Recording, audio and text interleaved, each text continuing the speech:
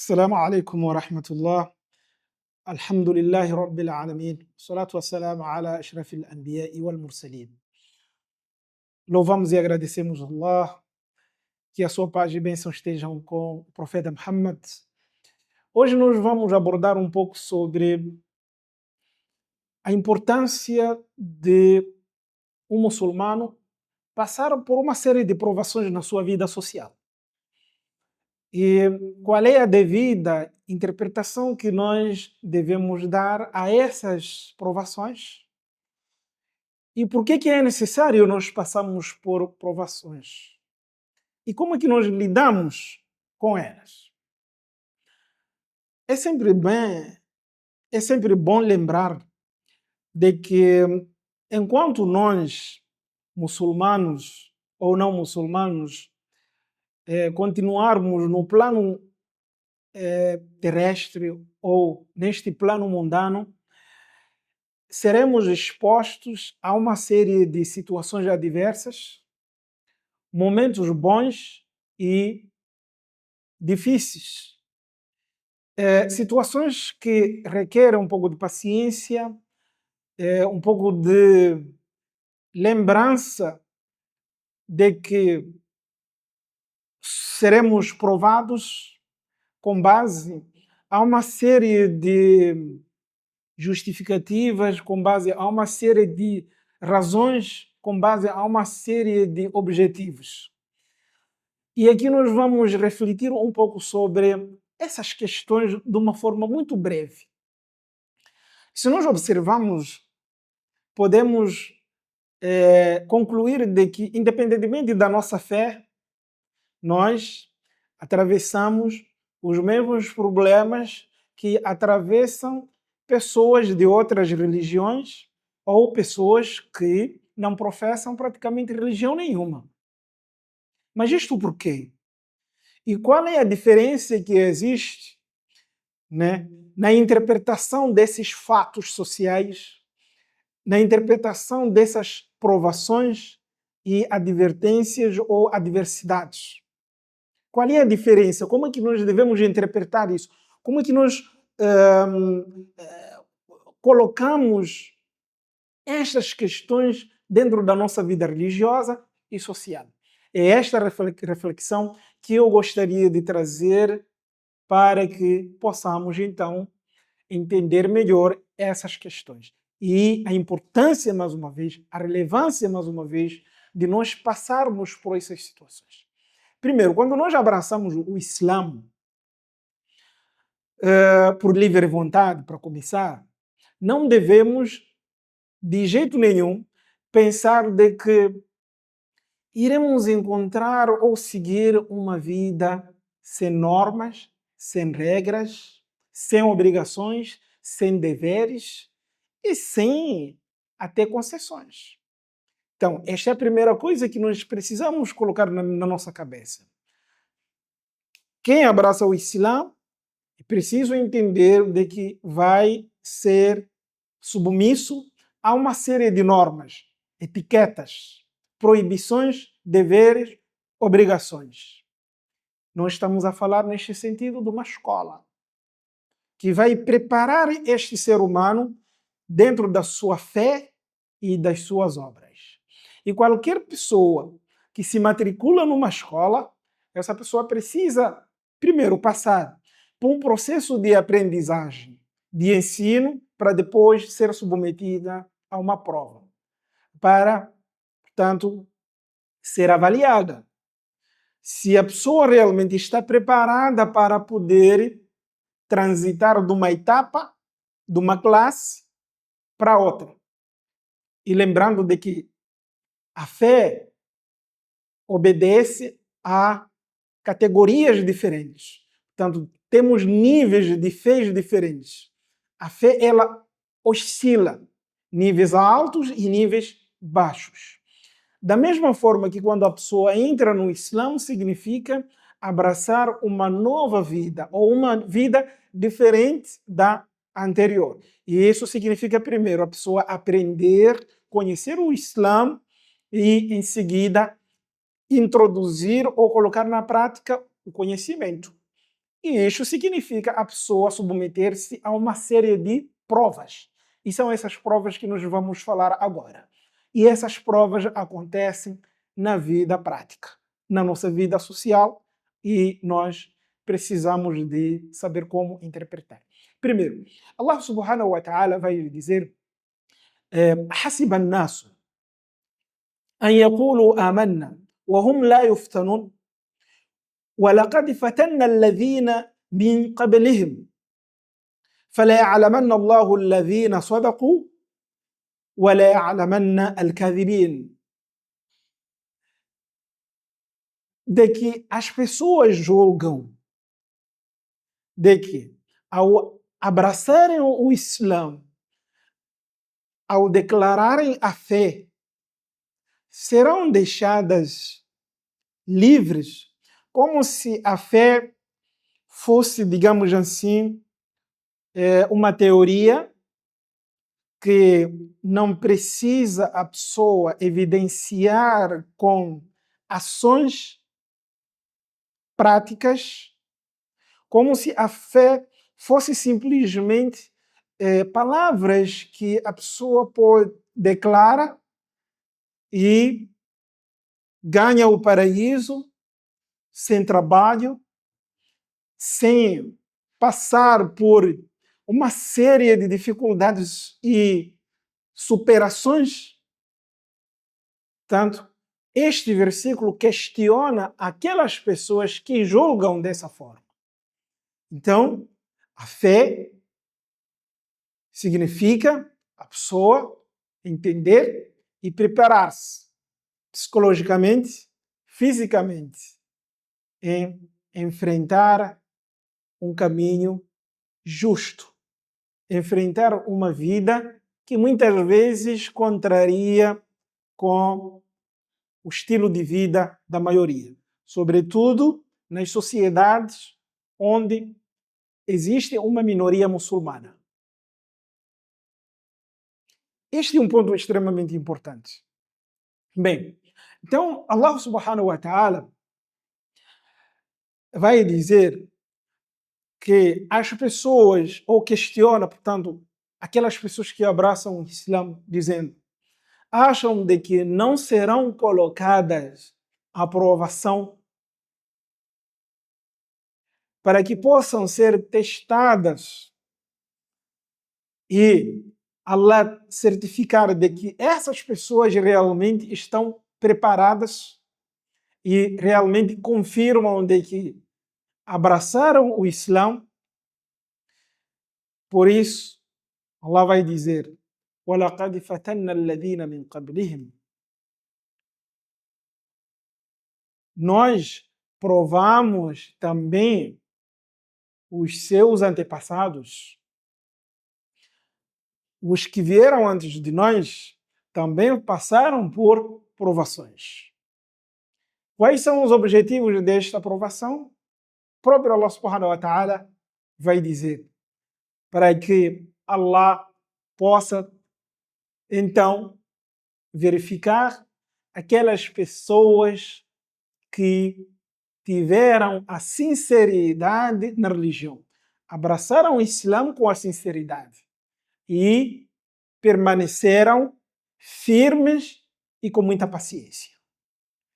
Então, não basta eu dizer, sou muçulmano e pronto, terminar por aí. Não. Quando eu digo sou muçulmano, a próxima etapa é a aprovação. É o teste. Então, vou ser submetido ao teste. E esses testes aparecem de uma forma diferenciada.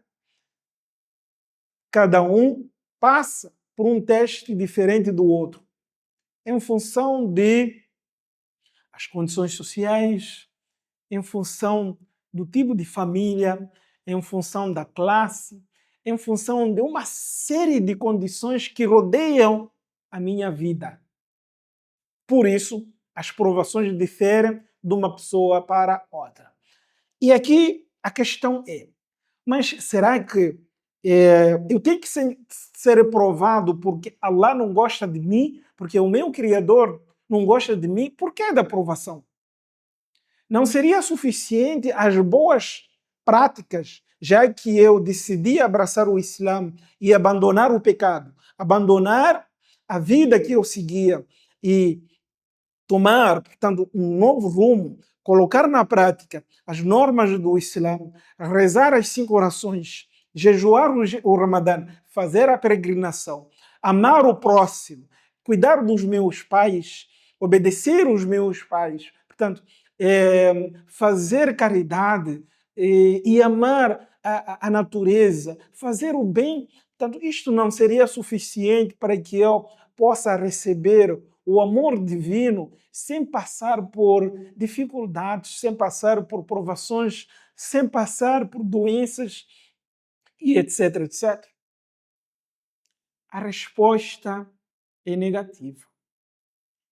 Não, não é este caminho que Allah subhanahu wa ta'ala quer que você ache, ou você pressuponha de que vai estar livre dessas provações pelo fato de você, portanto, abraçar o Islã e praticar as boas ações.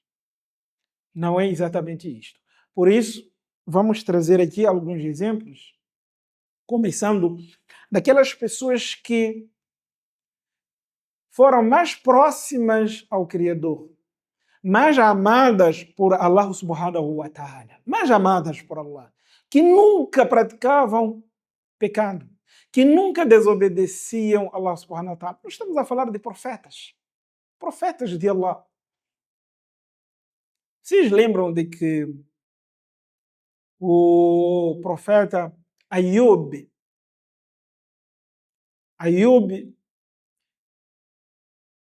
ele ficou doente, era um profeta, anos, adoeceu anos. Alguns, portanto, afirmam de que ele ficou 18 anos doente, enfrentando uma doença. Perdeu riqueza, perdeu família, perdeu praticamente tudo. A pergunta é, qual foi o pecado que ele tenha praticado? Nenhum. Mas Allah subhanahu wa ta'ala provou ele, testou a fé dele. Este é um profeta, que era uma pessoa muito mais amada do que eu, do que você, perante Allah subhanahu wa ta'ala. O segundo exemplo que eu gostaria de trazer, o nosso querido profeta Muhammad sallallahu alaihi wasallam passou por vários momentos de adversidade e provações. Um dos momentos foi na época em que ele enfrentava um cerco total por aqueles que eram seus perseguidores na cidade de Meca, que não queriam, portanto, ver o avanço do Islã.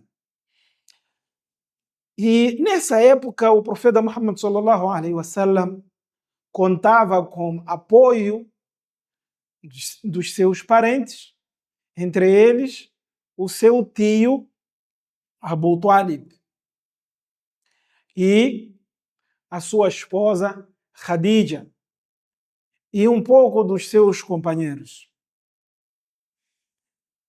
E no momento em que ele precisava mais do apoio dessas pessoas, foi nesse momento em que Allah subhanahu wa ta'ala provou a paciência dele, a fé dele, para demonstrar de que a missão que ele deveria levar a cabo não era tão fácil.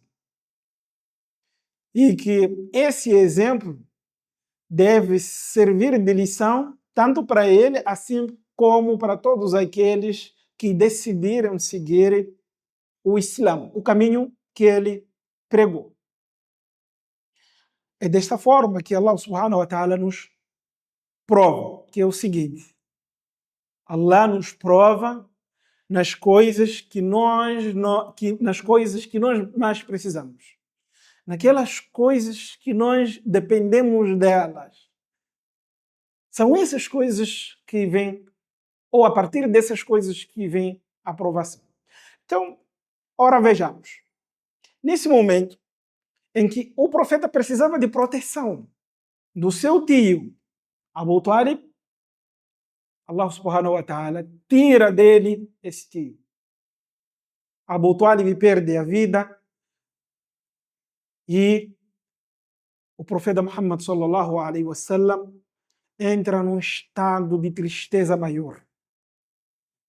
Como não bastasse, no mesmo ano, o profeta Muhammad sallallahu alaihi wasallam perde a sua esposa que lhe apoiava economicamente, porque a Khadija tinha uma condição financeira muito boa. E o profeta dependia da esposa em termos econômicos e em termos, digamos assim, psicológico também.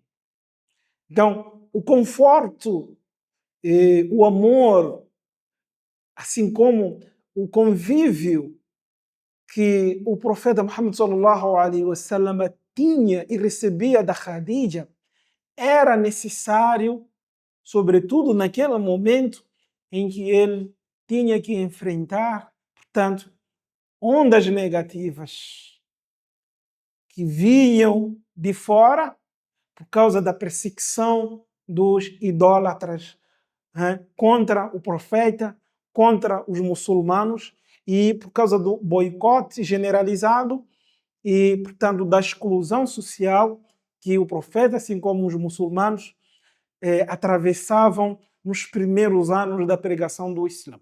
Então, o profeta precisava desse apoio. O que acontece? Ele perde esse apoio e esse ano foi chamado do Amul Huzn, o ano da tristeza. O ano da tristeza. E assim foi chamado. A questão é, por que o profeta Muhammad sallallahu alaihi wasallam, levando uma missão nobre que veio do Criador, não foi por uma escolha própria, não foi por livre vontade, mas foi uma escolha divina. O profeta não pediu ser profeta. O profeta Muhammad não pediu, portanto, receber a missão. Foi a escolha de Allah subhanahu wa ta'ala.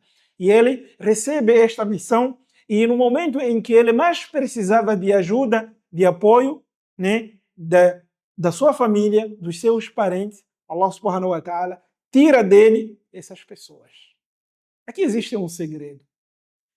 Allah mostra para o seu profeta, para os muçulmanos, para os crentes, de que somente a ele nós devemos depender. Somente a Allah subhanahu wa ta'ala nós precisamos colocar todas as nossas esperanças. Agora, os meios que nós temos, os familiares, os parentes, os filhos, o marido, a esposa, a riqueza, são meios secundários. Mas o primeiro meio é Allah subhanahu wa ta'ala. Por isso Allah diz, وَمَنْ يَتَّقِ اللَّهَ يَجْعَلْ لَهُ مَخْرَجًا. Aquela pessoa que teme Allah subhanahu wa ta'ala, que coloca toda a sua esperança e confiança em Allah subhanahu wa ta'ala, então encontra sempre um caminho, uma saída para resolver os seus problemas. Então a solução dos nossos problemas não vem das mãos, dos meios que nós temos, mas sim de Allah subhanahu wa ta'ala. E o profeta Muhammad sallallahu alaihi wasallam entendeu essa mensagem. Apesar da tristeza, portanto, que assolou a vida dele, mas ele permaneceu firme e confiante em Allah subhanahu wa ta'ala. Então, este é um dos exemplos que nós precisamos entender, de que as pessoas mais amadas por Deus passam por provação. O que fará de nós? Outro exemplo que aconteceu na vida do profeta Muhammad sallallahu alaihi wasallam. Corrigindo essa parte. Outro exemplo que aconteceu na vida do profeta Muhammad sallallahu alaihi wasallam. O profeta tinha 7 filhos. 7 filhos.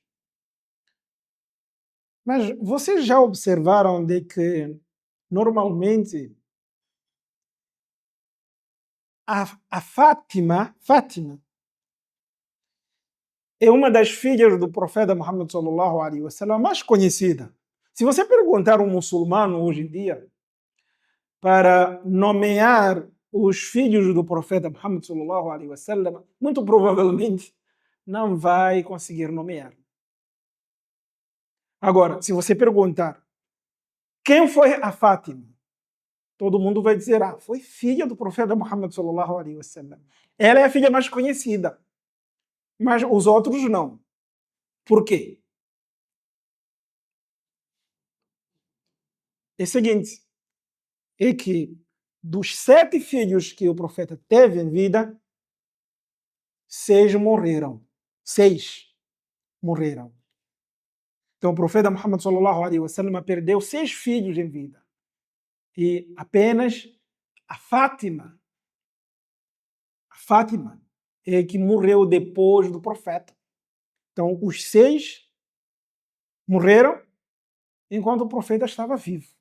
E a Fátima morre depois do profeta Muhammad sallallahu alaihi wasallam. Ou seja, o profeta foi provado com a perda da sua esposa, que ele mais amava, perdeu o seu tio, que ele mais precisava para poder lhe defender na divulgação do Islã. Essa defesa que o tio dele fazia, apesar de o tio não ser muçulmano, mas defendia o profeta Muhammad e encorajava o profeta para levar adiante a pregação do Islã. Por isso, os perseguidores e os inimigos do profeta não se aproximavam dele justamente por medo do tio dele. Tá. Tanto o profeta perdeu os 6 filhos. Ele ficou triste. E precisava dos filhos. Mas mesmo assim, Allah os tirou dele. Por isso, uma das filhas mais conhecidas que atingiu, portanto, a puberdade e até a fase adulta foi a Fátima. Justamente, ela é mais conhecida do que os outros filhos. O profeta Muhammad sallallahu alaihi wasallam dentro da casa, segundo as narrações da Aisha e das suas esposas, passava dias sem acender o lume, sem cozinhar, sem preparar comida, por falta de comida, por falta de alimento. Mas nós estamos a falar do profeta, de Deus. Então, o profeta Muhammad sallallahu alaihi wasallam, sendo a pessoa mais amada, passou por tudo isso, incluindo a fome. Estes exemplos demonstram de que, independentemente da nossa fé como muçulmanos, nós não podemos achar de que não vamos ser provados. O muçulmano não pode pensar isto. E tudo o que for acontecer na nossa vida tem um propósito por trás disso. E Allah subhanahu wa ta'ala vai dizer: وَتِلْكَ الْأَيَّامُ نُدَاوِلُهَا بَيْنَ النَّاسِ, de que as provações faz parte da vida mundana. E nós intercalamos estas situações positivas e negativas entre as pessoas. بَيْنَ النَّاسِ. Então, você é muçulmano, você é crente, faz suas obrigações, saiba de que o fato de você ser humano, então você vai passar por provações. Um dia sim, um dia não. Então, da mesma forma que nós passamos por situações como saúde, devemos entender de que amanhã vamos adoecer. Isto faz parte de um plano divino. Hoje é a riqueza, amanhã seremos pobres. Hoje é a força, amanhã seremos fracos. Hoje é a juventude, amanhã seremos idosos. Então, é preciso entender de que isto faz parte do plano de Allah subhanahu wa ta'ala. E todos os problemas que nós formos a enfrentar, devemos entender de que existe alguma explicação. O profeta Muhammad sallallahu alaihi wasallam, no hadith, disse o seguinte: "Ajaban li amri al-mu'min, inna amrahu kulluhu lahu khair." Ajaban li amri al-mu'min, inna amrahu kulluhu lahu khair. É estranho a vida de um muçulmano. A vida do muçulmano é estranha. Mas isto por quê? O profeta disse é que a vida dele, seja positiva, aqui, assim como é negativa, é rodeada por tudo que é bom. Tudo que é bom. وَلَيْسَ ذَلِكَ لِأَحَدٍ إِلَّا لِمُؤْمِنٍ. E isto não acontece para qualquer pessoa, senão o verdadeiro crente. إِنْ أَصَابَتْهُ سَرَّاء شَكَرَ فَكَانَ خَيْرًا لَهُ. Se for, portanto, submetido a algo bom, sarra, algo boa, algo que traz a felicidade, shakar, ele agradece, fakana khayr Allah. E isto é bom para ele diante de Allah subhanahu wa ta'ala. Wa in asabathu dharra sabar, fakana khayrullah. E quando alguma adversidade, algum problema lhe atinge a vida desse muçulmano, sabar, fakana khayrullah. E isso é bom para ele também.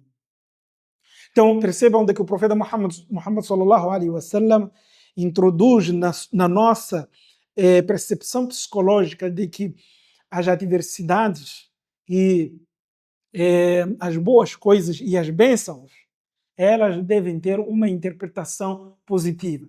As adversidades nós devemos encará-las com paciência e agradecermos a Allah subhanahu wa ta'ala, e por isso nós recebemos recompensas quando nós agradecemos.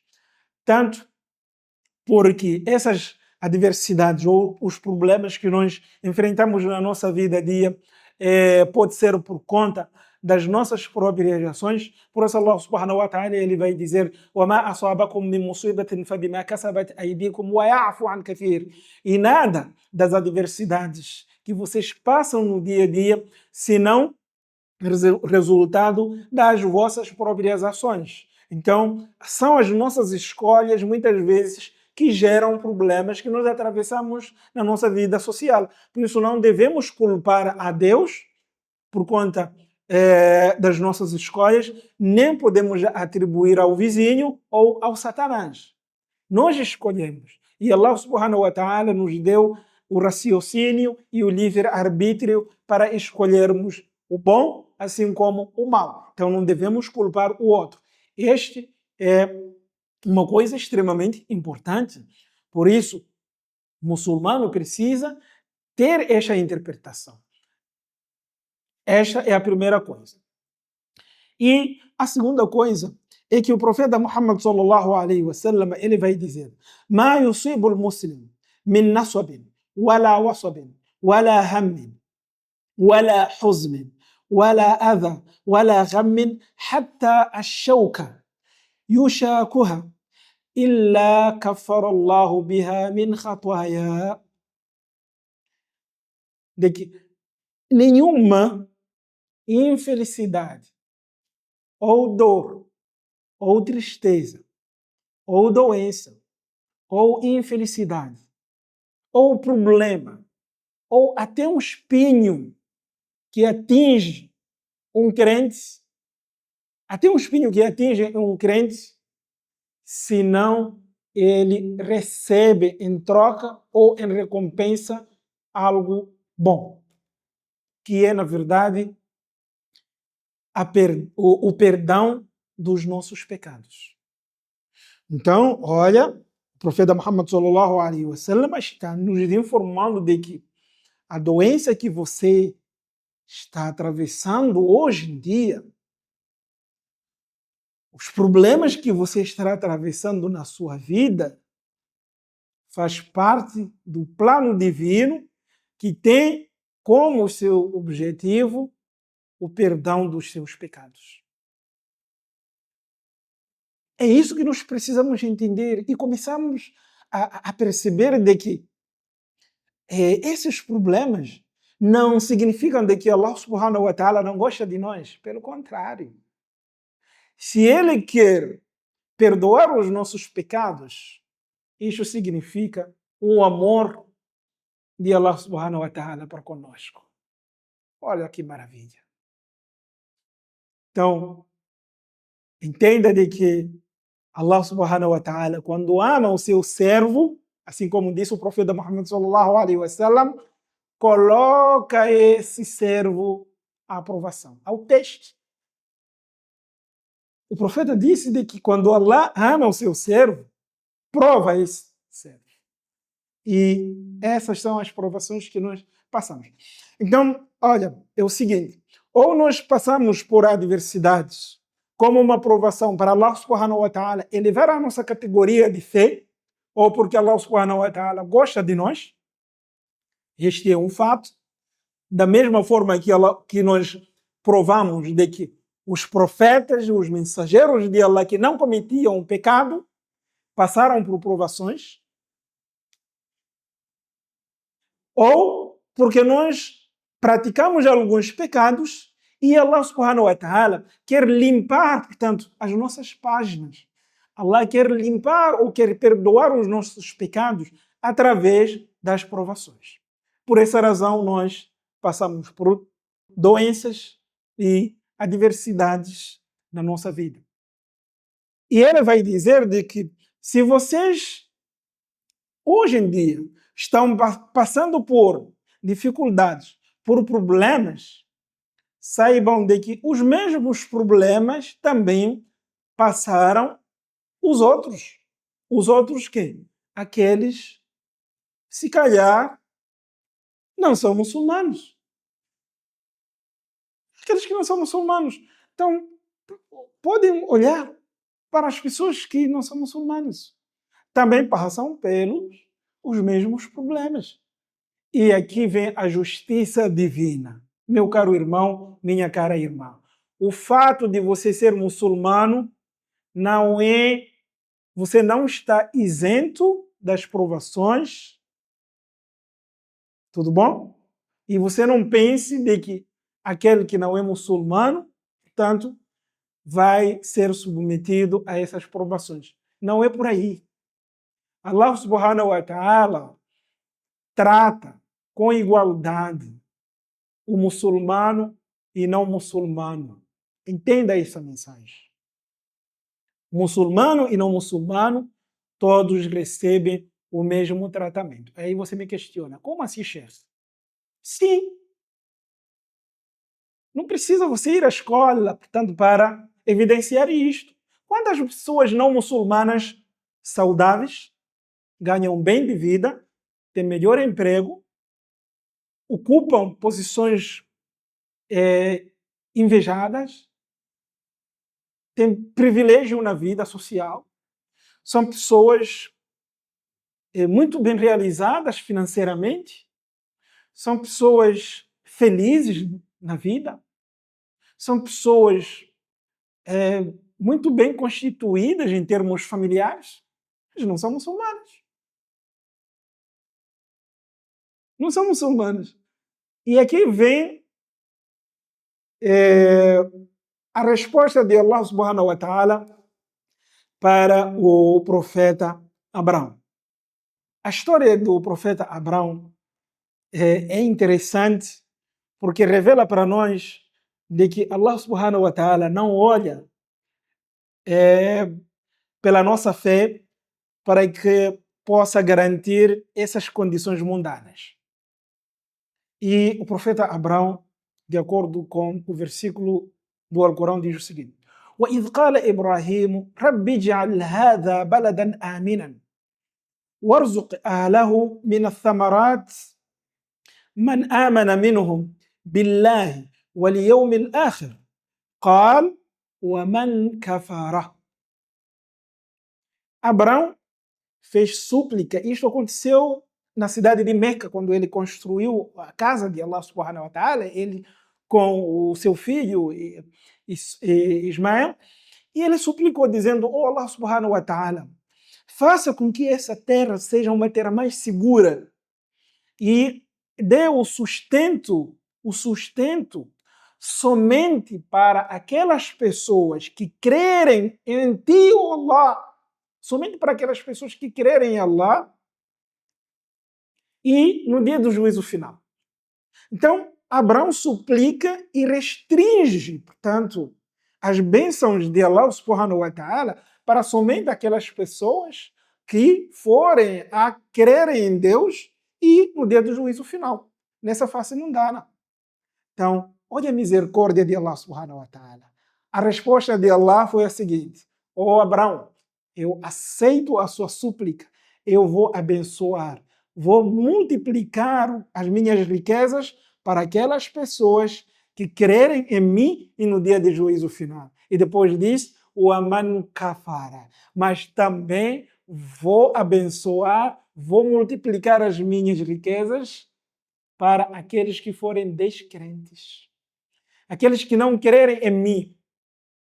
Olha, subhanallah, este versículo é um versículo basilar para nós podermos entender de que as nossas provações e o que nós passamos na nossa vida mundana não tem nenhuma relação com a nossa fé, o grau da nossa fé. Por isso Allah subhanahu wa ta'ala abençoa, multiplica as riquezas, dá, portanto, a saúde, o bem-estar, a felicidade, tanto para os muçulmanos, assim como para aqueles que não são muçulmanos. E esta foi a resposta de Allah subhanahu wa ta'ala, e Allah subhanahu wa ta'ala garantiu, portanto, este compromisso de que ele vai honrar. Você crê nele ou não crê, portanto, ele vai mantê-lo nesta fase da vida, em saúde e dentro dessas nossas condições. Então, para finalizar, meus caros irmãos e minhas irmãs, aqueles que nos assistem, portanto, não é pela fé que nós não vamos ser provados. Então, saibam de que as condições sociais que nós passamos, elas devem receber esta interpretação. E assim nós não julgarmos os outros pelo fato de não serem muçulmanos e acharmos de que Allah ama mais a nós e não a eles. Ou pensarmos de que Deus já ama mais a eles e não a nós. Portanto, não existe nada disso. O que nós precisamos entender é essas provações precisam de serem interpretadas e recebidas com paciência, firmeza e entender de que em resposta ou por recompensa nós recebemos o perdão dos nossos pecados e esperamos no dia do juízo final, tanto uma recompensa maior. E assim devemos receber os nossos problemas que aparecem na nossa vida a partir desta interpretação. Wassalamu alaikum wa rahmatullah.